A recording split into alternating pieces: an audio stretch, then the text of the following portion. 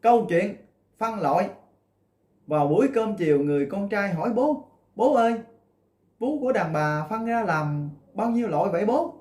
Ông bố hết sức ngạc nhiên nhưng mà vẫn phải trả lời câu hỏi của con. Theo bố thì được phân ra làm 3 loại con nhỉ? Loại thứ nhất là độ tuổi 20, thì lúc này nó căng tròn trắng mọng giống như quả dừa vậy con. Còn loại thứ hai thì độ tuổi 30-40, lúc này vẫn còn đẹp, giống như hình trái lê vậy, nhưng mà nó hơi sệ. Loại cuối cùng là trên 50 tuổi, lúc này nó giống như củ hành vậy. Ủa sao vậy bố? Sao lại giống như củ hành? Vì vì nhìn tới nó là chảy cả nước mắt con ạ. Lúc này người con gái cùng với mẹ cũng nóng bừng đỏ mặt. Người con gái quay ngang hỏi mẹ: Mẹ ơi, vậy đàn ông có bao nhiêu loại chim vậy mẹ? Người mẹ cũng hết sức ngạc nhiên với câu hỏi của con. Thế là mẹ cũng phải trả lời. Theo mẹ thì cũng được phân làm 3 loại vậy đó con. Loại thứ nhất thì độ tuổi 20, nó cứng như là cái cây gỗ căm xe vậy đó, cứng chắc và dũng mãnh vô cùng. Loại thứ hai là loại cũng 30-40 tuổi, thì lúc này cũng còn xài được chút ít, nhưng mà hơi bị yếu rồi con à. Nó giống như cây pulo vậy đó. Còn cái loại cuối cùng là loại trên 50 tuổi, thì lúc này nó giống như là cây thông Noel vậy đó. Ủa sao như cây thông Noel vậy mẹ? Vì cây thông Noel đã chết ngắt rồi, nó chỉ còn có mấy cái quả cầu treo lủng lẳng để làm kiển thôi.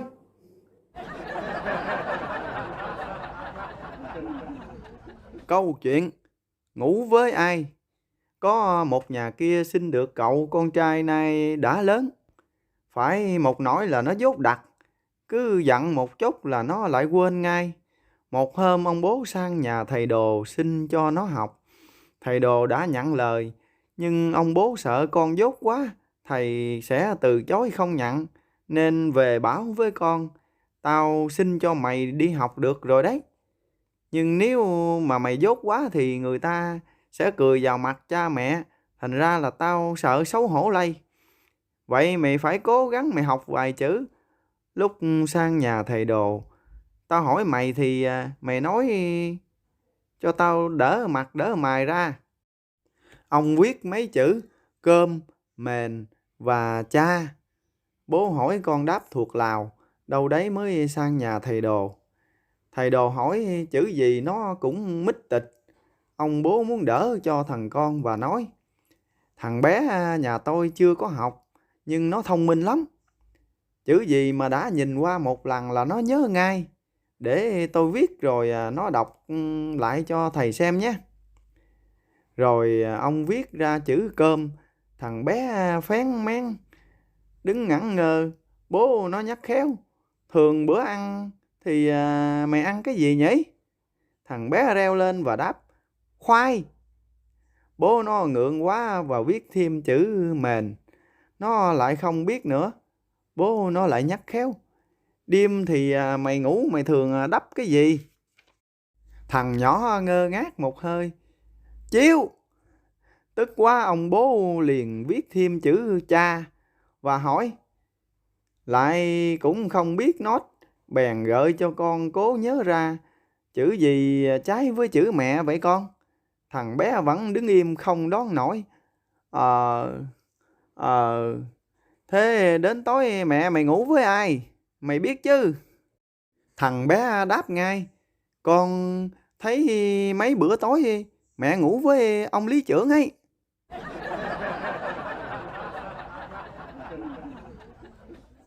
Câu chuyện mua phân. Một người làm rẫy mua phân về bón cho ruộng của mình. Đến một nhà để mua phân, người làm rẫy xem phân rồi nói: Thùng phân đó anh bán bao nhiêu tiền vậy? Anh nọ không ngần ngại suy nghĩ và nói luôn: Tôi bán giá 100 đồng. Người làm rẫy chỉ trả: Thôi anh bán 20 đồng thôi đi nhé. Thấy trả giá hạ quá, người bán phân nổi cáo liền sinh sự với người mua phân của người ta. Chứ có phải là cứt lợn đâu mà anh trả rẻ thế. Anh làm rẫy cũng tức quá và nói thẳng: thuận mua vừa bán, thuận bán thì vừa mua, không thì thôi. Tôi đã ăn mắt của anh tí nào đâu mà anh nói xung thiên với tôi vậy.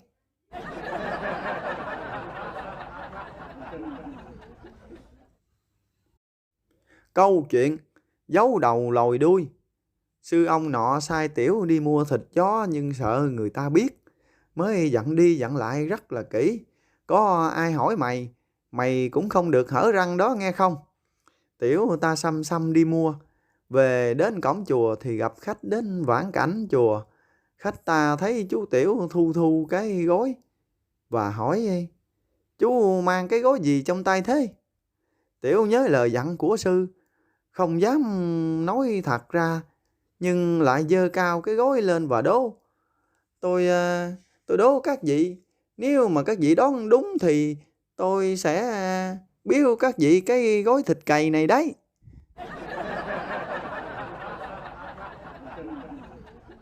Câu chuyện ưng cả hai.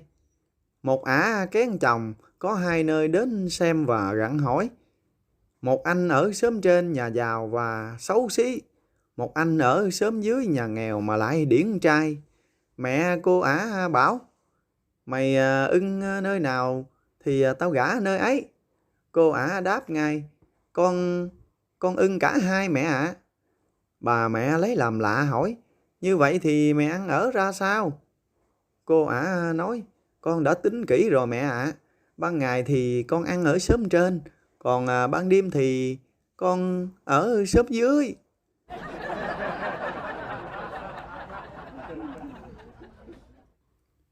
Câu chuyện công bằng.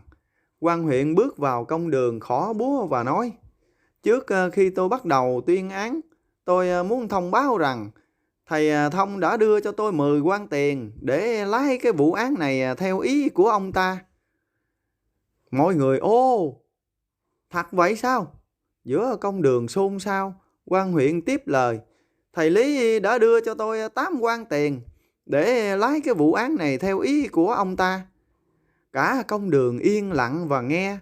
Quan huyện tiếp lời: vậy để tránh cái trường hợp đưa ra những phán quyết không đúng và không công bằng trong vụ án này thì ta sẽ đưa lại cho thầy Thông 2 quan tiền cho nó công bằng. Vậy có ai ý kiến gì không?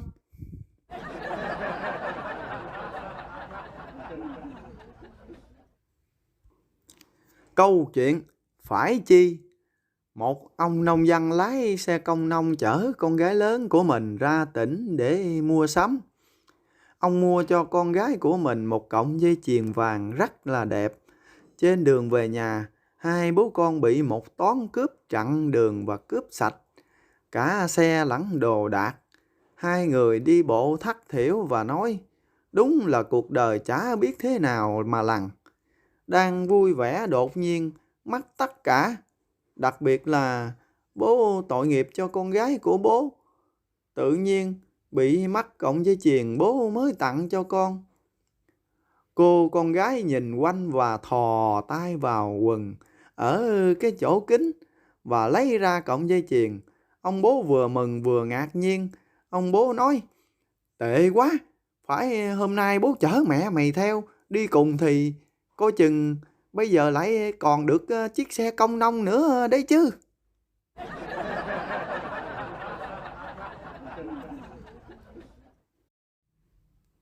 Câu chuyện khẩu phần ăn. Theo nghiên cứu của các tổ chức y tế thế giới thì đàn ông sau khi lấy vợ thường là sẽ mập hơn đàn bà. Vì khẩu phần ăn của họ nó rất đa dạng, gồm có 2 cái đùi gà, 2 cái bình sữa và 1 con hào. Ăn phụ thêm một số cái bộ phận lẻ mẻ như đầu cổ, tay chân. Còn khẩu phần của nữ thì chỉ có 1 cây xúc xích và 2 cái quả trứng gà. Hả?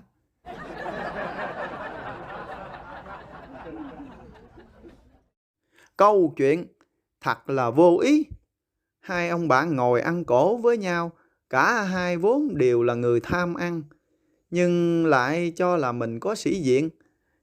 Cho tới lúc đĩa thịt gà chỉ còn hai miếng, một miếng to và một miếng nhỏ thì hai người cứ ngồi thừ ra, nhìn nhau và tỏ vẻ như nhường nhau. Ai cũng nghĩ nếu có gấp trước thì chắc chắn là mình sẽ gấp cái miếng nhỏ. Chờ mãi sốt ruột một ông liền thò đũa xuống gấp trước cái miếng to. Thấy vậy ông kia mắng ngay: ông thật là vô ý. Người ta gấp trước thì người ta phải gấp cái miếng nhỏ chứ, không có ý tứ gì cả. Ông này vặn hỏi: này, nếu ông gấp thì ông sẽ gấp miếng nào? Tôi sẽ gấp miếng nhỏ chứ còn gì. Ông kia to tiếng và nói ác: thế thì đằng nào mà cái miếng to chả phải là của tôi. Nói xong lại đủng đỉnh ngồi ăn như không có chuyện gì xảy ra.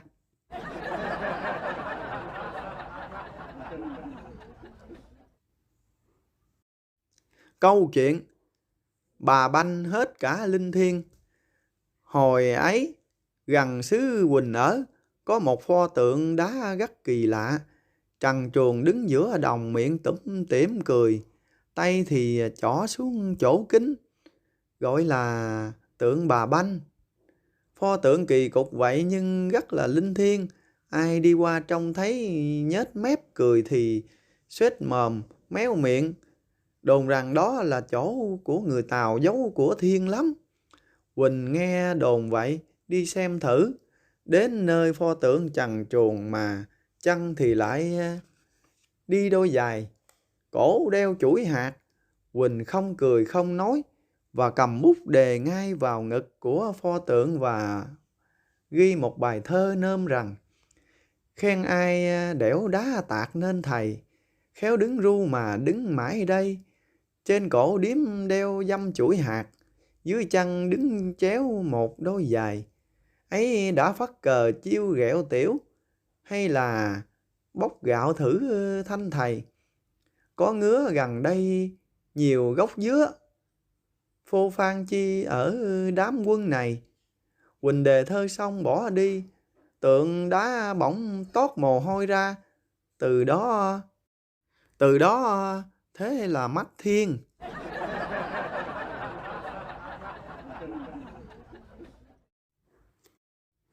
Câu chuyện làm theo bố vợ. Có anh chàng kia tính rất là khù khờ. Biết thế nên trước khi anh ta đi làm rễ, mẹ anh ta đã đinh ninh dặn dò: thấy bố vợ làm gì thì con phải làm theo, chứ đừng có hết mắt ra lên mà nhìn, người ta sẽ cười cho. Nghe rõ không? Nhớ lời mẹ dặn. Một hôm bố vợ đang cuốc đất, anh ta chạy lại và đỡ lấy cuốc và nói: thầy để cho con làm cho. Ông bố vợ vui vẻ trao cuốc cho con, rồi đi trồng chuối. Thấy thế anh ta lại chạy theo và bảo: để đó con làm cho. Lần này ông bố vợ không nói gì cả, bỏ đi đốn tre. Anh ta lại chạy theo giật lấy dao. Bực mình vì anh con rể dành mắt việc mà chẳng làm được việc gì cả, ông ta bỏ ra về nhà. Dọc đường cái khăn bịch trên đầu vướng phải cành tre mà ông ta cũng không thèm nhặt, cứ thế mà đi. Anh con rể không có chiếc khăn đội trên đầu cũng cởi áo ra, máng lên cành tre rồi tất tả chạy giết theo bố vợ về nhà. Về đến nhà, ông ta hầm hầm chạy vào buồng và sinh sự với vợ: đồ ngu, chọn thế nào mà lại chọn ngay cái thằng rể điên, sáng nay chẳng làm được tích sự gì cả. Hai vợ chồng cãi nhau rồi, ông ta lại đạp cho bà vợ một đạp. Anh con rể vừa học tóc chạy về, thấy thế cũng co chân tống thêm cho bà vợ một đạp nữa, ngã lăn kềnh.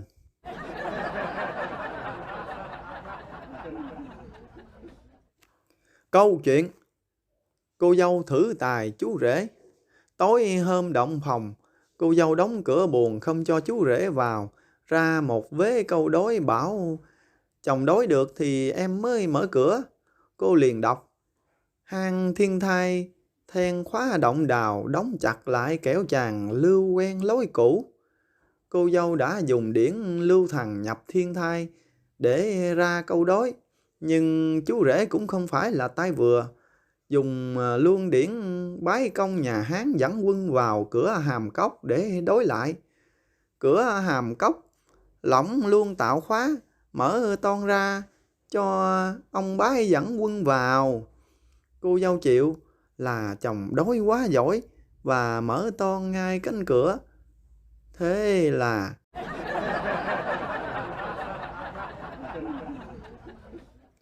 câu chuyện nguyện vọng của anh lười. Có một anh suốt ngày đêm chỉ nằm một chỗ, có 2 bữa cơm cũng không muốn há miệng ra ăn. Thế là đã bị chết đói. Xuống âm phủ, Diêm Vương bắt đầu thai làm kiếp mèo, anh ta bèn tâu. Muôn tâu Diêm Vương. Diêm Vương bắt hóa kiếp mèo thì sinh cho được một bộ lông đen tuyền. Chỉ có cái mũi là lông màu trắng thôi ạ. Diêm Vương không hiểu ý đồ của anh ta như thế nào và hỏi lại, để làm gì vậy? Anh ta tâu, để khi con nằm trong bóng tối, chuột nó trông thấy thì cái đốm màu trắng nó tưởng đâu là cục mỡ, nó chạy lại là nó gặm. Thế là con cứ việc há mồm ra mà ăn, là khỏi có mất công phải rình chuột.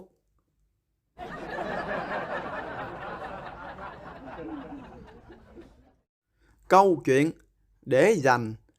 Có một anh bạn nhậu đi nhầm vào phòng vệ sinh nữ. Một bà trong đó liền la toán lên, ở đây là dành cho phụ nữ mà.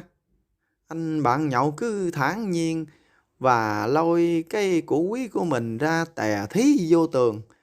Vừa tè, anh ta vừa chỉ vào cái ấy của anh ta. Cái này cũng chẳng phải dành cho phụ nữ hay sao? Hả?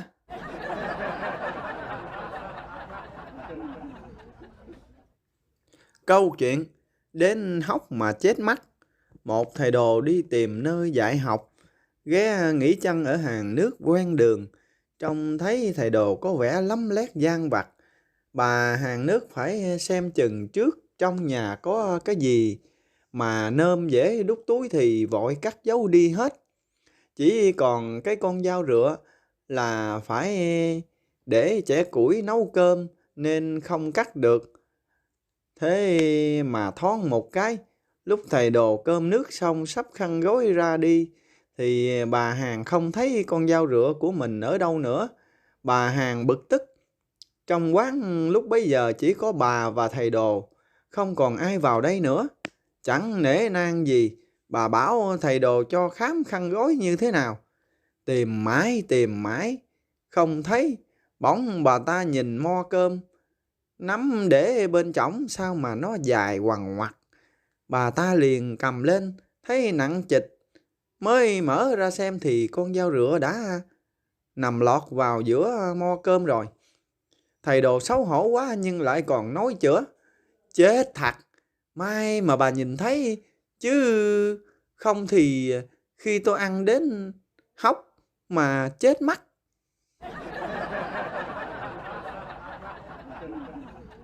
Câu chuyện chỉ có một con ma. Gặp lúc con đang ốm nặng, bí quá Diêm Vương sai âm tướng lên trần gian để đón thầy lang xuống để chữa bệnh. Diêm Vương dặn, tìm nhà thầy lang nào mà có ít ma đứng ở cửa nhất nha chưa, thì hãy vào và đón thầy xuống. Chả là mỗi khi thầy lang làm chết một con ma bệnh, thì ma của con bệnh ấy cứ lãng vãng ở cửa thầy đấy, không chịu đi đâu. Nghe sởn tóc gái.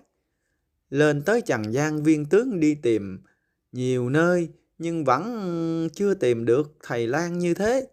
Cửa nhà thầy lang nào cũng lòn xòn, có cũng 30-40 con ma đang đứng lởn vởn. Đang định quay về, viên tướng bỗng trông thấy nhà của một thầy lang nọ chỉ có mỗi một con ma đứng trước cửa. Mừng quá, liền bắt thầy lang đó xuống âm phủ.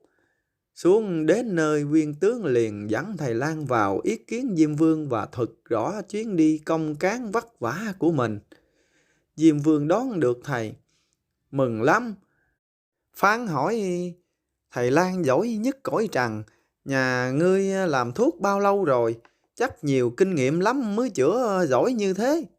Thầy Lang tình thực trả lời, dạ, thưa ngài, tôi mới làm thuốc được mấy hôm và mới chữa có một con bệnh thôi ạ.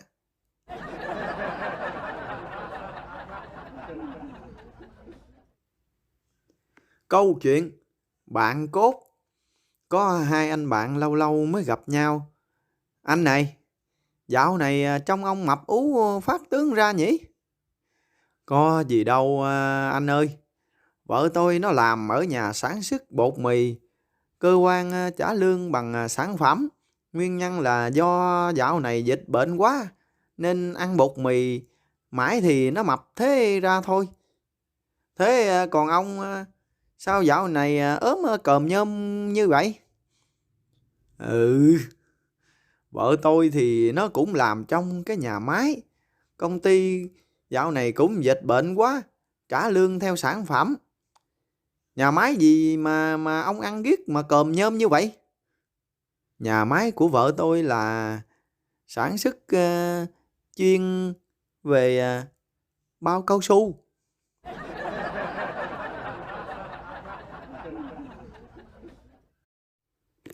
Câu chuyện lòng tốt.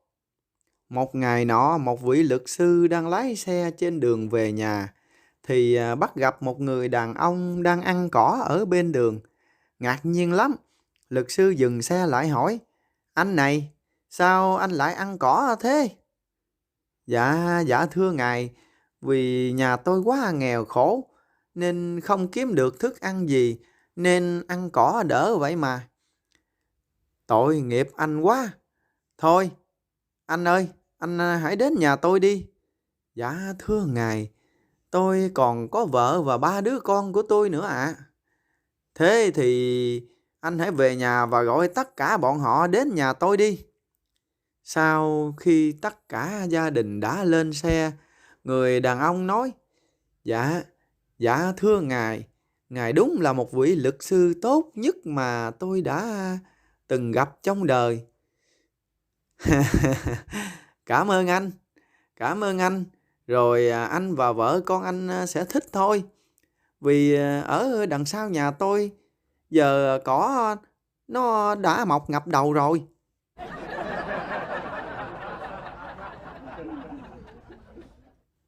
Câu chuyện thích. Đứa em gái mới lớn hỏi chị mình, chị ơi, sao mọi người lại thích làm cái chuyện ấy thế nhỉ? Thì cũng như mày thích ngoái mũi thôi.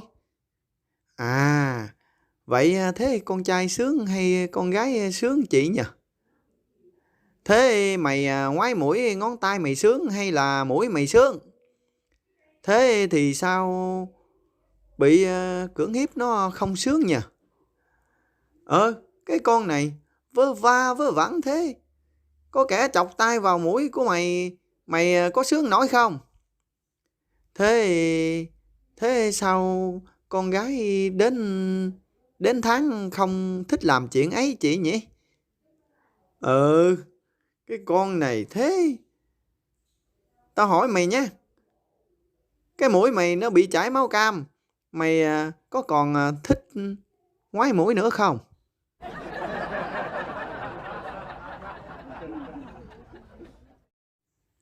Câu chuyện vui một chút. Tại một khách sạn nọ, người quản lý nói với ông khách đến thuê khách sạn rằng tôi chưa thể cho anh thuê chung một phòng chừng nào anh chưa chứng minh được đây là vợ của anh. Nếu mà anh chứng minh được đây không phải là vợ của tôi thì tôi đội ơn anh cả đời đấy.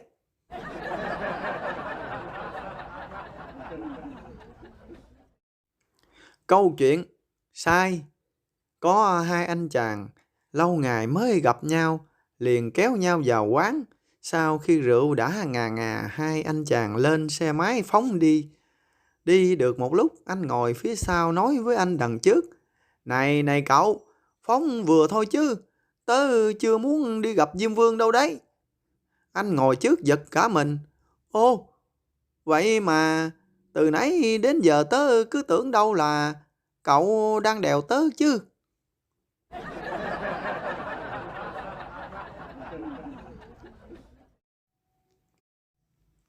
Câu chuyện đón xem. Chàng trai thấy một cô gái xinh đẹp xem chim cảnh, anh ta lăn la làm quen. Chàng ta dở cái chiêu tán gái như sau. Đầu tiên chàng túm đầu và mình của con chim họa mi, chỉ chừa lại cái đít và chùm lông đuôi của nó. Đố em đây là con chim gì? Cô gái trả lời, chim chích chòe. Ha ha ha, sai rồi nha. Rồi chàng ta tiếp tục bằng một con chim chào mào. Cô gái đoán là chim sáo. Sai bét rồi em ơi.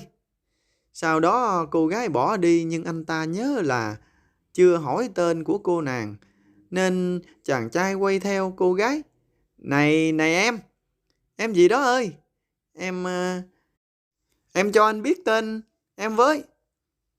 Chỉ chờ bấy nhiêu đó thôi, cô gái xoay mông về phía anh ta và tụt quần xuống, vẫy mông lên và nói, thế anh cứ nhìn đít và lông mà đoán thử coi em tên gì.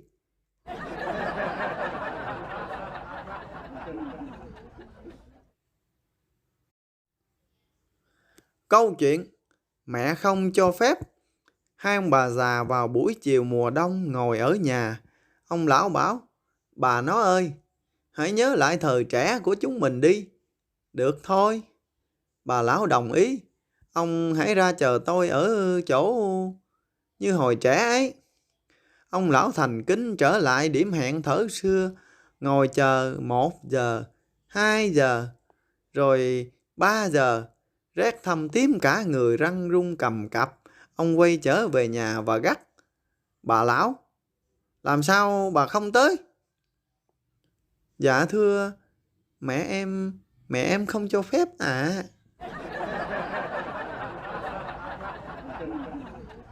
Câu chuyện lấy vợ mà vẫn còn riêng. Xã nọ có thành tích sinh đẻ, có kế hoạch rất là giỏi. Mỗi gia đình dứt khoát chỉ sinh từ 1 đến 2 con, không hề có đứa con nào mà thứ ba cả. Nào là đặt vòng triệt sản, thắt ống dẫn tinh. Nghĩa là mọi biện pháp tránh thai đều được áp dụng tới 101%. Người ta còn đồn rằng có 2 vợ chồng nhà nọ lấy nhau đã 3 tháng mà chưa hề làm cái động tác đầu tiên trong cái quy trình sản xuất công dân gương mẫu. Nghe đâu trước khi cưới họ cam kết với nhau phải đặt công tác hàng đầu, năm sau mới có chuyện sinh con đẻ cái. Chị vợ tuy là trên lý thuyết đã nhất trí, nhưng trong thâm tâm chưa bao giờ mà thông lắm. Bèn nghĩ ra nhiều kế để dụ anh chồng vào chồng. Đầu tiên chị sắm một chiếc giường lò xo thật là modern, trải nệm trắng rắc nước hoa thơm ngát, thật là hấp dẫn. Chị mới nhìn qua dẫu ai không buồn ngủ cũng muốn leo lên nằm ngay, nhưng chồng chị trông đọc to được. Thế là ta phải kiểm điểm chiếc giường, có nó cái kế hoạch lơ mơ là sẽ hỏng to. Thế là mưu kế cái giường đã bị bể. Hai người lại tiếp tục ăn cơm tập thể, nằm giường cá nhân. Thua keo này, bài keo khác. Lần này chị vợ quyết tâm hơn. Chị kiếm được phương thuốc mang tên là nhất dạ ngũ giao sinh ngũ tử, đem ngâm rượu bào đá hẳn hoi. Rượu bào đá Bình Định uống 1 chén 3 ngày sau miệng vẫn còn thơm. Chị đắc ý lẩm nhẩm, anh ấy thích ăn cơm và ném một miếng rượu ngon, phen này là phải biết tay. Đến bữa, chị xào nấu toàn là cao lương mỹ vị, dọn ra la liệt, không quên một đĩa thức ăn mà anh ta ưa thích. Nhưng nào ngờ, vừa xách chai rượu bổ thẳng ra chưa kịp rót, anh chồng đã cảnh cáo, ta phải kiểm điểm cái chai, có nó kế hoạch thường là sai bét nhè. Mưu kế lần này đã thất thành. Chị vợ tức lắm nhưng kiên trì theo đuổi mục đích. Một hôm chị giả đò đau lưng, nhờ anh chồng bắt gió một hồi, mà vặt vãnh tỉnh bơ. Chị liền áp dụng câu kiều, xem trong âu yếm có chiều lá lơi. Thấy tình thế nguy cấp, anh nghiêm giọng và đọc luôn: ta phải kiểm điểm cái lưng, có nó kế hoạch coi chừng sẽ đi tôi đấy. Đến đây thì chị vợ đã hết cách. Sự bắt quá tam mà. Thật là đáng khâm phục cho quyết tâm sắt đá của anh chồng. Anh chồng thấy mình 3 lần thắng thế tự hào lắm.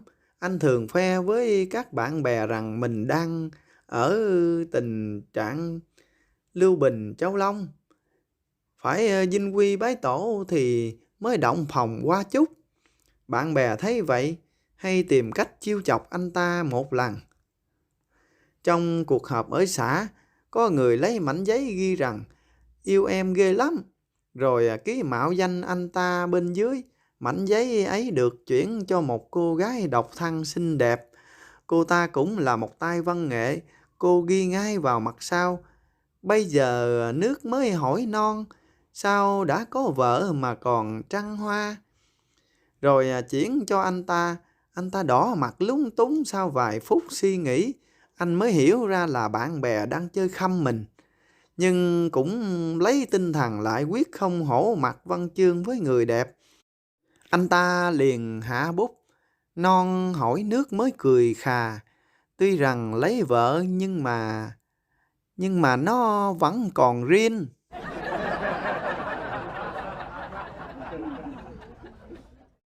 Câu chuyện tâm trạng. Một người bạn đi than thở với người bạn thân nhất của mình rằng: ông ơi, cuộc sống hôn nhân của tôi không có gì thú vị cả. Từ khi đám cưới đến bây giờ là 3-4 năm rồi, mà tôi cảm thấy cuộc sống gia đình tôi giống như là ao tù vậy. Ông hãy cho tôi một lời khuyên. Thôi, bây giờ như thế này nhé. Ông hãy đi ra ngoài để tìm một cái mối tình nào đó để khuây khỏa và xả stress trong công việc. Có khi là cuộc sống hôn nhân của ông sẽ cải thiện đấy. Sao được? Lỡ bà nhà tôi biết thì sao? Trời ơi, thời này thời nào rồi? Thời đại 4.0 mà ông còn phải lo gì nữa? Sợ gì? Hãy về và nói với bà vợ của ông rằng cho ông xin đi ra ngoài để khuây khỏa. Thế là anh cũng tắt tốc chạy về nhà, san sẻ và tâm sự với vợ: em này, em hãy cho anh ra ngoài để kiếm một cái mối tình để cho nó khuây khỏa. Có khi là cuộc sống vợ chồng của mình nó sẽ cải thiện hơn đấy. Bà vợ nghe chồng nói xong lắc đầu: thôi anh ơi, vô ích thôi. Em cũng đã thử mấy lần rồi, không có hiệu quả gì đâu.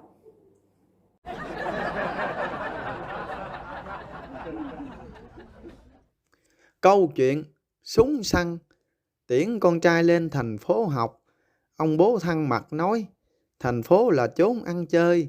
Thời trẻ bố đã từng học ở đó nên bây giờ không muốn cấm đoán con những điều mà tuổi trẻ thường mắc phải. Các cô gái trên đấy rất là xinh đẹp và quyến rũ. Con có thể khuây khỏa chút ít. Có điều là mẹ con là người rất nghiêm khắc. Vậy khi cần tiền để thanh toán cho cô nào, con cứ viết thư cho bố. Nhưng nhớ nói đấy là chi phí cho các cuộc đi săn nha. Một thời gian sau, ông bố nhận được một loạt thư xin tiền đi săn, lúc ở ngoại ô, lúc ở Gia Lâm và nhiều nơi khác, với những con số đáng ngại mỗi lần có thể lên tới 300, 500, 1 triệu, 2 triệu. Đang định viết thư khuyên con bớt săn bắn để tập trung cho việc học hành và để đỡ tốn kém thì ông bố nhận được bức thư của con trai gửi gấp liền 10 triệu để con sửa súng. Cái nòng súng nó bị phì ra tùm lum hết. Chắc là nguy hiểm rồi bố ạ.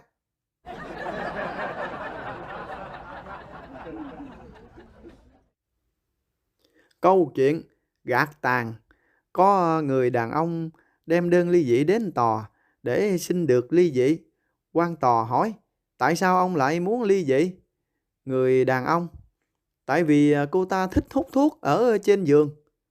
Quan tòa hỏi, thế thì đã sao nè? Người đàn ông đáp, nhưng cô ta cứ gạt cái tàn thuốc vào tay của tôi.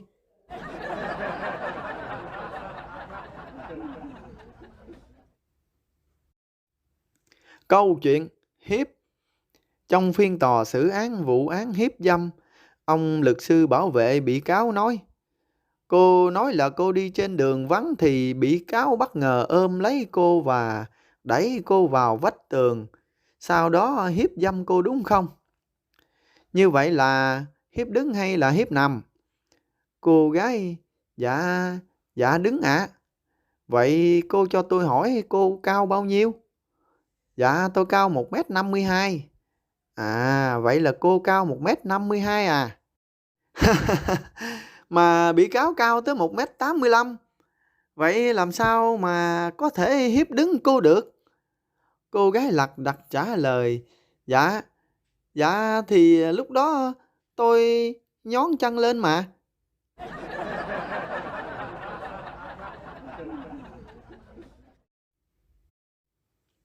Câu chuyện anh hai vợ.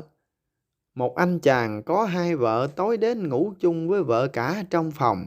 Vợ lẽ ngủ phòng ngoài. Vào một đêm khuya, vợ lẽ hát. Đêm khuya gió lặng sóng yên, lái kia có muốn ghé thuyền sang chơi.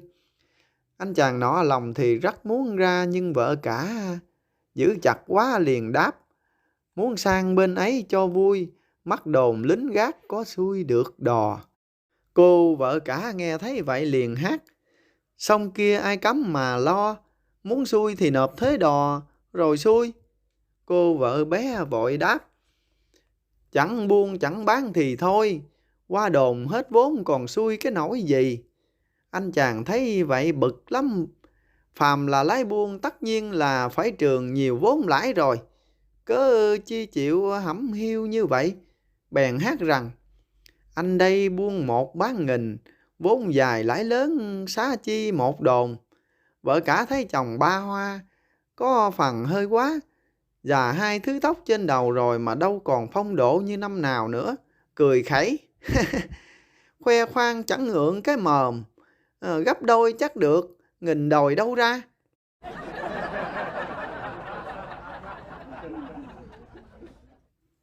Câu chuyện ôi tình yêu. Nếu bạn giới thiệu cô ta với gia đình của mình, cô ta cho là bạn định chối buộc cô ta. Nếu bạn không giới thiệu, cô ta cho là bạn chỉ định quen cô ta qua đường, không tính chuyện lâu dài. Nếu bạn tặng nhiều quà cáp cho cô ta nghi ngờ bạn có ý đồ mờ ám. Nếu bạn không tặng quà, bạn lại bị cho là người keo kiệt không biết ga lăng. Nếu bạn thường xuyên đưa đón cô ta đi làm, đi học, cô ta cho là bạn quản lý chặt quá. Nếu bạn không đưa đón cô ta sẽ bảo bạn không quan tâm và chăm sóc cho cô ta. Nếu bạn làm theo những gì cô ta muốn, cô ta bảo là bạn nhu nhược. Ngược lại, bạn không phải là người chiều chuộng cô ta. Nếu bạn không xin phép cha mẹ cô ta mỗi lần đi chơi, bạn là người không lễ phép. Cô ta cho rằng những cuộc đi chơi lén lút, không xin phép thú vị hơn, cũng như những nụ hôn vụng trộm bao giờ cũng ngọt ngào và tuyệt vời. Nếu bạn không cho cô ta biết những gì bạn định làm, cô ta sẽ giận dỗi vì bạn không coi cô ta ra gì, không thèm chia sẻ với cô ta. Cô ta không cho bạn biết những gì cô ta định làm.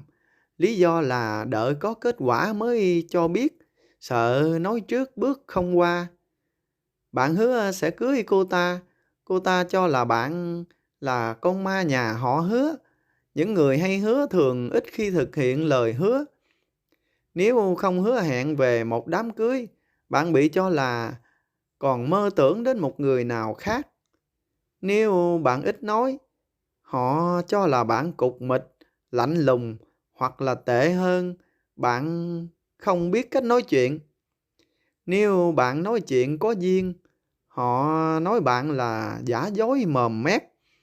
Nếu bạn hỏi tối nay em đi đâu, cô ta bảo bạn sát nét, nhỏ mọn.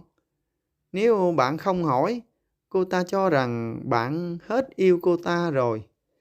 Nếu bạn cãi tay đôi với cô ta, bạn là người tính toán, hơn thua với cô ta từng ly từng tí. Nếu bạn im lặng điều đó với cô ta, nghĩa là bạn không còn quan tâm đến cô ta nữa. Và sau cùng, nếu bạn không nói anh yêu em, cô ta nghĩ rằng bạn không còn yêu cô ấy nữa. Ngược lại, nếu bạn mà luôn miệng nói câu này, cô ta sẽ nói là bạn là người chỉ yêu bằng cái mồm thôi.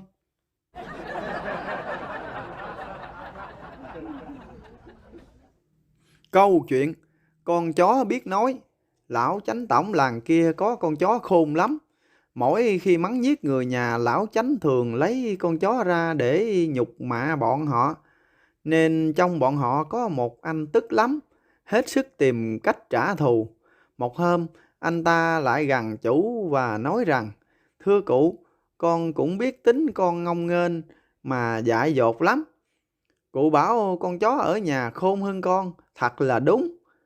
Rồi như chợt nhớ ra điều gì, anh ta nói tiếp luôn: "Ấy thế mà giá như con chó nhà ta biết nói nữa thì mới thực hoàn toàn quý ạ." Chó nói? Chó gì mà biết nói? Ấy thế mà lại có đấy ạ. Hôm nọ, có mấy quan ở Kinh Thành về săn bắn ở đầu làng. Con đi theo họ xem, thì rõ ràng là có hai con chó nó biết nói tiếng người.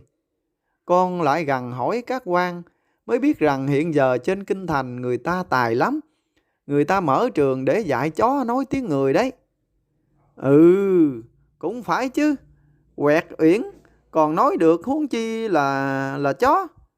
Nếu không bận việc nhà, tao lên Kinh Thành xem thử một chuyến sao? Nhưng không làm được việc đó, tại vì mùa gặt tới rồi, phải xem trong xem ngoài đủ thứ hết. Cái đó không ngại, cứ phó thác cho con là được.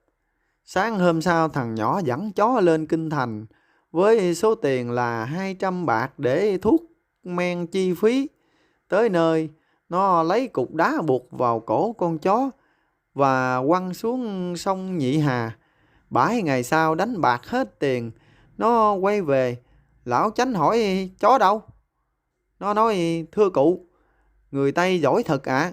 Vừa mới mang chó đến họ đã nhìn thấy con chó của nhà ta mà nói con chó này khôn lắm. Con đưa ra 20 để con chó lại, rồi sáng nào con cũng đến thăm một bận. Hôm qua lúc con đến, nó đã bập bẹ được một câu: nhà có khách, nhà có khách." Quan Tây bảo: "Về thưa với cụ cho 500. Cụ đã đưa 200, con xin nốt." Lão chánh chẳng ngần ngại gì đưa thêm cho thằng nhỏ 300 nữa. Số tiền đó lại chui vào sòng bạc và con em hàng mành. Thằng nhỏ lại trở về bẩm cụ: "Giỏi thật, giỏi thật. Lúc con vừa đến, con chó nhà ta nó chạy ra nó kêu tên: 'Kìa, bác đã lên chơi đấy à?' Rồi chuyện trò với con vài câu. Tuy là nó đã nói được, nhưng mà còn ngọng lắm.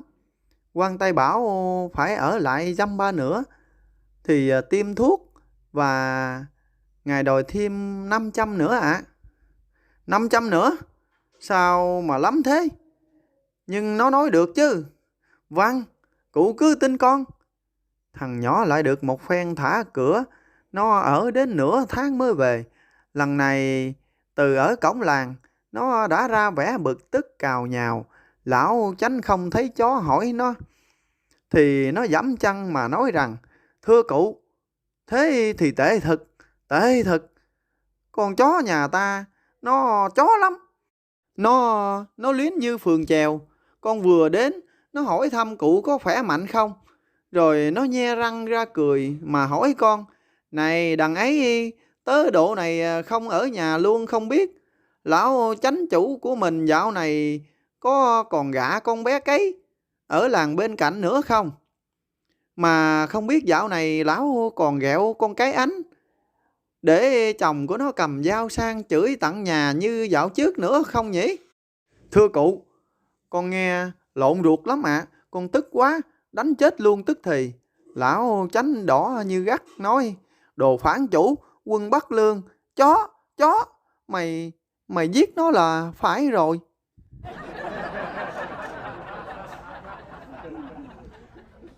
Câu chuyện: trong một ngày, một người đàn ông dáng điệu mệt mỏi đến gặp bác sĩ. Thưa bác sĩ, tôi bị bệnh mất ngủ và khi ngủ tôi hay bị thức giấc. Được, thế anh bị mấy lần trong một đêm? Không phải đêm, mà tôi thức giấc 3-4 lần trong một ngày.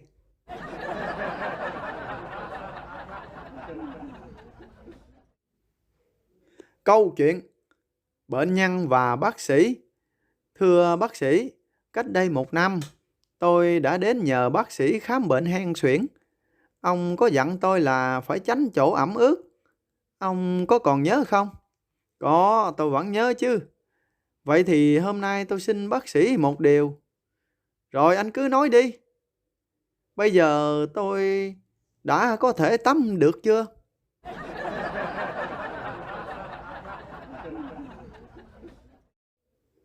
Câu chuyện: thi tốt nghiệp.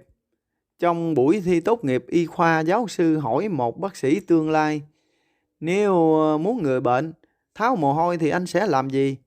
Tôi sẽ cho bệnh nhân dùng các thức uống nóng như là trà nóng, thuốc uống vô gây nóng để toát mồ hôi.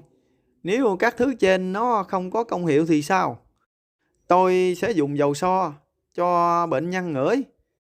Nếu vẫn chưa được, tôi sẽ dùng các dụng cụ thủy ngăn. Không công hiệu nữa thì sao? Tôi sẽ sử dụng chất kích thích. Tôi sẽ... Thí sinh vừa trả lời vừa lau mồ hôi nhỏ giọt. Nhưng nếu phương thuốc ấy mà không đủ tác dụng thì tôi sẽ đưa bệnh nhân đến thi vấn đáp với giáo sư. Câu chuyện: câu trả lời của phạm nhân. Chánh án của phiên tòa nghiêm giọng và hỏi: phạm nhân, tại sao anh lại liệng 2 cái chai vào người của nạn nhân như thế? Vì cái chai thứ nhất không trúng, thưa quý tòa.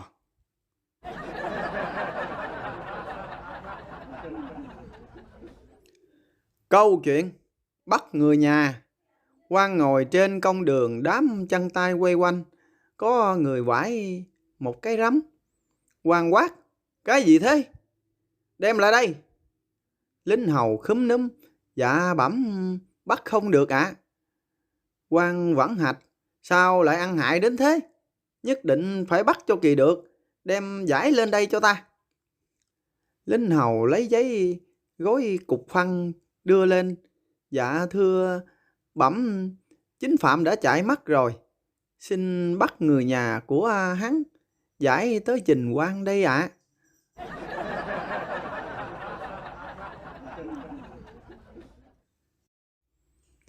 Câu chuyện: đắt quá. Trước tòa bị can than thở: thưa quý tòa, tôi chỉ hôn ẩu cô ấy có một cái thôi mà tòa phạt tôi tới 8 tháng tù giam thì đắt quá ạ. Quan tòa nghiêm giọng: trái lại là khác.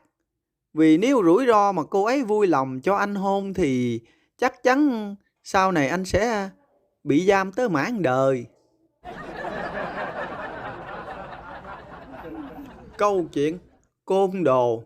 Một tên nọ ra tòa vì can tội đánh một nhà báo. Quan tòa hỏi: tại sao anh đánh người ta? Thưa tòa, cách đây 2 năm, con đã bị kết án vì tội ăn trộm 100 đồng. Nhưng ông nhà báo này lại viết con trên báo là trộm tới 150 đồng. Rồi sao? Dạ, vợ con nó đọc báo nó tưởng là con giấu dư 50 đồng cho mèo. Rồi nó làm tình làm tội với con đủ điều. Đó là nguyên nhân con đánh ông nhà báo nói dối.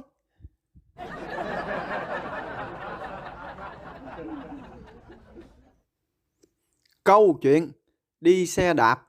Một người đi xe đạp với vận tốc 100 km/h thì thấy một con chim sẻ bay ngược chiều dáng vẻ loạn trọn. Anh ta cố tránh. Con chim tội nghiệp nhưng nó vẫn lăn ra và ngắt xỉu. Thấy áy náy quá, anh dừng xe lại và nhặt con chim mang về bỏ vào lòng với một số bánh vụn và nước uống để cho nó tỉnh lại. Hôm sau, con chim thức dậy nhìn các thanh sắt trong lòng với các mẩu bánh vụn, nó thở dài, tự nhủ: khỉ thật, ăn mấy cái bã rượu, quả thật là quá tai hại. Ai bảo mình lại uống say sưa cơ chứ. Bây giờ thì đâm chết cái thằng cha đi xe đạp, rồi họ cho mà ở một xương thế này còn nhẹ đấy.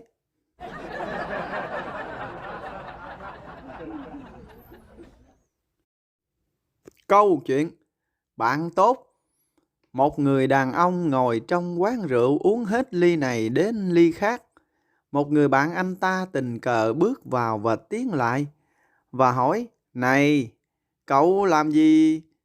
Bấy lâu nay có khi nào mà cậu uống rượu đâu, mà bây giờ có chuyện gì rồi phải không? Trời ơi, vợ của tớ bỏ nhà đi theo cái thằng bạn tốt nhất của tớ. Người đàn ông: ơ, cậu thường bảo chính tớ mới là người tốt nhất với cậu cơ mà.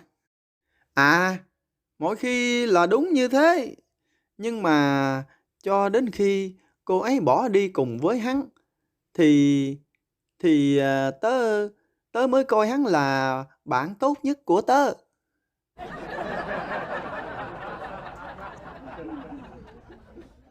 Câu chuyện báo tin.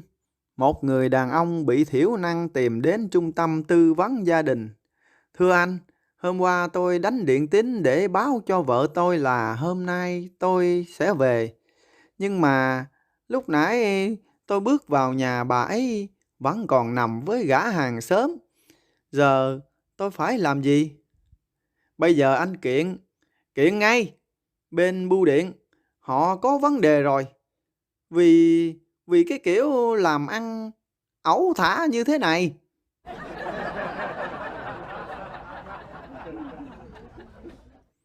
Câu chuyện lệ làng. Ngày xưa ở một thôn nọ có lệ cấm nấu rượu để tiết kiệm lương thực.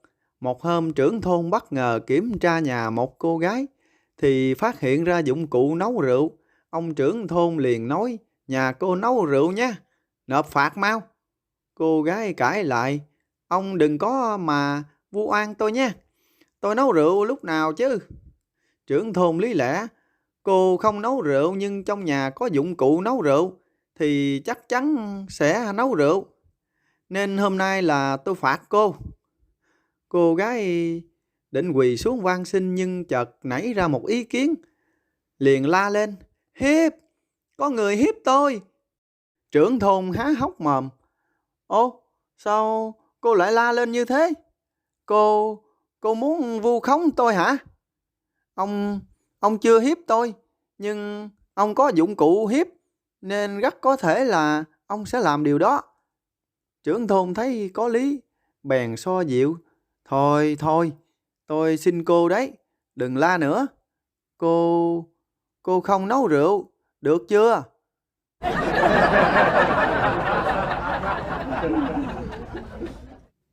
Câu chuyện hiếu khách. Chồng phẫn nộ trước lòng hiếu khách của vợ với ông hàng xóm.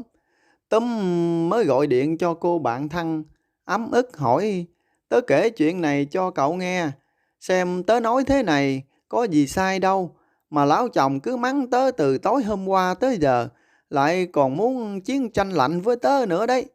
Cô bạn hỏi: thế là có chuyện gì? Túm kể cả là hôm kia vợ chồng tớ được nhà anh Tèo mời đến ăn cơm, thấy bức tranh thiêu chữ thập đẹp quá, tớ mới hỏi tranh ở đâu mà đẹp thế này. Vợ anh Tèo trả lời: tranh em thiêu đấy chị ạ. Chị có thích thì hôm nào em sẽ thiêu tặng cho chị một bức. Trên đường về nhà, lão chồng của tớ cứ tấm tắc khen vợ anh Tèo biết cư xử hiếu khách, và ăn nói có duyên các kiểu. Riêng tớ, tớ phải tự bảo mình học tập để làm đẹp mặt chồng sau này. Cô bạn mới tò mò. Rồi sao nữa? Túm kể tiếp. Hôm qua, vợ chồng tớ mới mời anh Tèo đến nhà dùng cơm để đáp lễ gia đình anh Tèo. Thấy con gái của em nó đang dọn bàn ăn. Anh Tèo mới khen tấm tắc. Chà chà chà, con gái nhà ai xinh đẹp mà giỏi giang thế này. Tớ vội vàng triển khai ngay. Con gái của em đấy, anh Tèo có thích không? Nếu thích thì hôm nào em xin cho anh một đứa nha. Đấy, câu chuyện có thế thôi mà từ tối hôm qua đến giờ, lão ấy cứ súng xỉa với tớ. Thật là không thể chịu được à.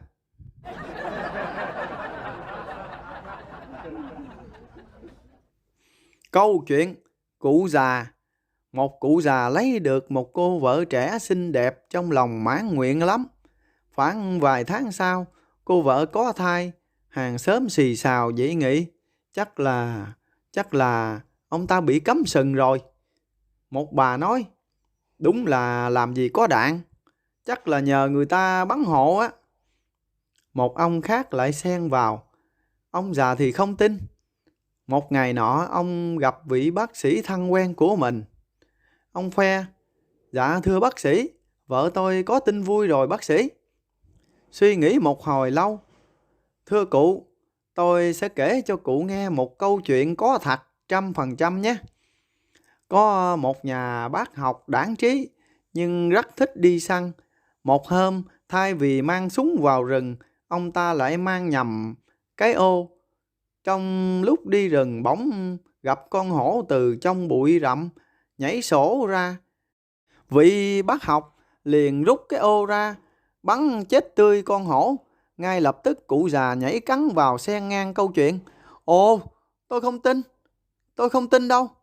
Chắc là có ai ở đâu đó bắn hộ anh ta chứ. Vâng, chắc chắn có người bắn hộ. Vị bác sĩ nói.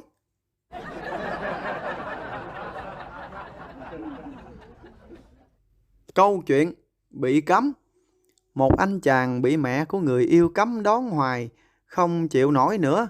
Một hôm anh đến nhà mẹ của người yêu và nói bừa với mẹ của nàng là: thưa bác, là em Ngọc rất yêu con, mà em ấy lỡ có thai với con rồi bác ạ.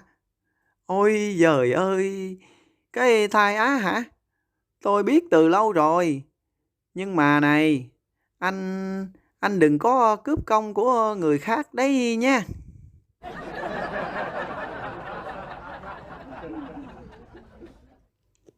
Câu chuyện viết thư. Hai vợ chồng không muốn dùng từ sách trước mặt các con nên họ dùng hai từ viết thư và đánh máy để làm ám hiệu. Một hôm ông chồng sai đứa con đi kêu mẹ về, đem máy đánh chữ về, vô phòng để cho bố viết thư.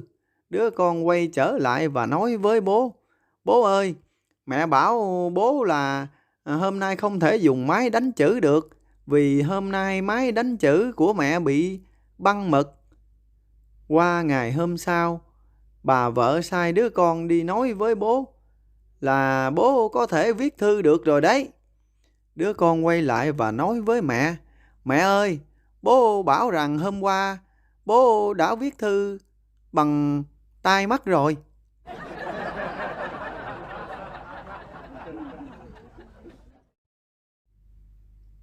Câu chuyện lão nông.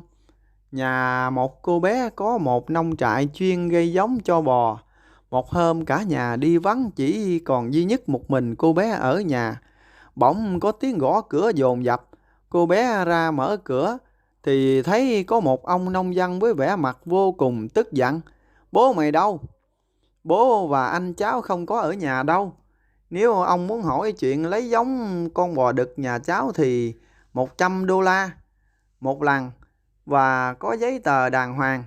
Nhưng xin ông ngày mai hãy quay lại. Hôm nay nhà cháu đi vắng hết rồi. Nói rồi cô bé đóng cửa lại. Có vẻ ông nông dân vẫn chưa chịu. và gõ cửa dồn dập. Cô bé lại mở cửa ra. Ông cần gì ạ? Nếu nếu ông không cần giấy tờ thì chỉ có $50 thôi. Cho một lần lấy giống thôi ạ. Tao không đến đây để nói chuyện lấy giống cho bò. Ông nông dân tức giận. Tao phải nói chuyện với bố của mày. Là thằng anh cả của mày nó đã làm con gái của tao có bầu rồi đấy. Ồ, thế thì bác phải nói chuyện với bố cháu. Thôi cháu chịu. Cháu chịu rồi đấy. Không biết là lấy giống từ anh trai của cháu là giá bao nhiêu tiền đâu ạ?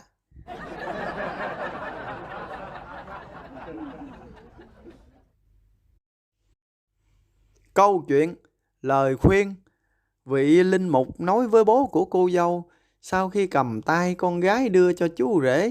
Ông cũng nên nói một câu thật ý nghĩa với chàng ta. Ông bố vốn là ông chủ tiệm tạp hóa.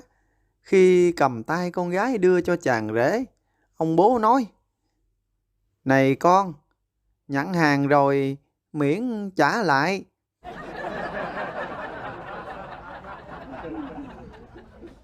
Câu chuyện ghi ơn.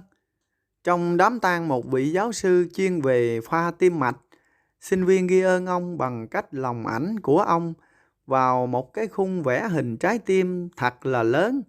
Bỗng một vị giáo sư già khác khóc rồi tự nhiên lại cười ha hả. Thưa giáo sư, vì sao thầy lại khóc, lại cười ạ? Một sinh viên kinh ngạc hỏi. Tôi khóc vì cảm động trước tấm chân tình của các cậu đối với vị giáo sư quá cố của mình. Tôi cười là cười cho thân phận của tôi. Nếu mai này tôi có chết đi thì các cậu sẽ lồng tôi vào cái gì đây nữa? Dạ thưa giáo sư, vậy giáo sư dạy chuyên bên môn nào ạ? Tôi tôi dạy bên sản phụ khoa. Hả? Khoa tim mạch thì lồng vào trái tim, còn sản phụ khoa thì lồng. Hả?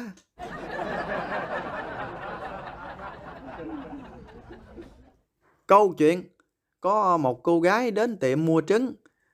Cho tôi 30 đồng tiền trứng. Đây ạ. Sao chỉ có 2 quả thôi? Chứ sao nữa? Giá mỗi quả 15 đồng ư? Hay thật đấy. 2 quả thì một quả to, một quả bé. Thế mà giá cũng như nhau à? Thôi được. Thế thì quả to giá 20 đồng, quả bé 10 đồng. Vậy chi là 30 đồng. Được chưa? Thế mới phải chứ.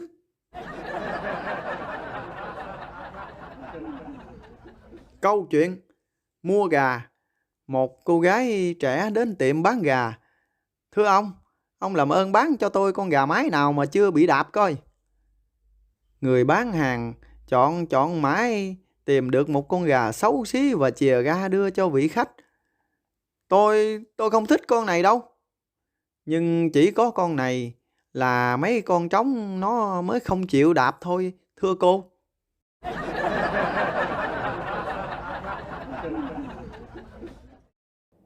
Câu chuyện cách ly. Một người đàn ông gọi điện đến bác sĩ với vẻ hốt hoảng. Thưa bác sĩ, con trai của tôi nó bị sốt ho và tức ngực bác sĩ ạ. Tôi biết điều đó. 2 ngày trước tôi đã đến nhà anh và ở đó có cho cháu uống thuốc rồi. Nhưng mà bác sĩ ơi, con trai tôi nó đã hôn cô giúp việc rồi. Thế thì tạm thời anh hãy cách ly cô giúp việc và con trai anh nhé. Nhưng mà khổ nổi, tôi cũng đã hôn cô giúp việc nữa. Chết rồi, thế là anh cũng phải cách ly luôn đấy. Nhưng mà bác sĩ ơi, thật là khổ nổi. Tôi 2-3 ngày trước tôi cũng đã hôn vợ tôi rồi. Ông bác sĩ hoảng hồn. Chết cha tôi rồi. Thế thì tôi cũng phải cách ly luôn sao?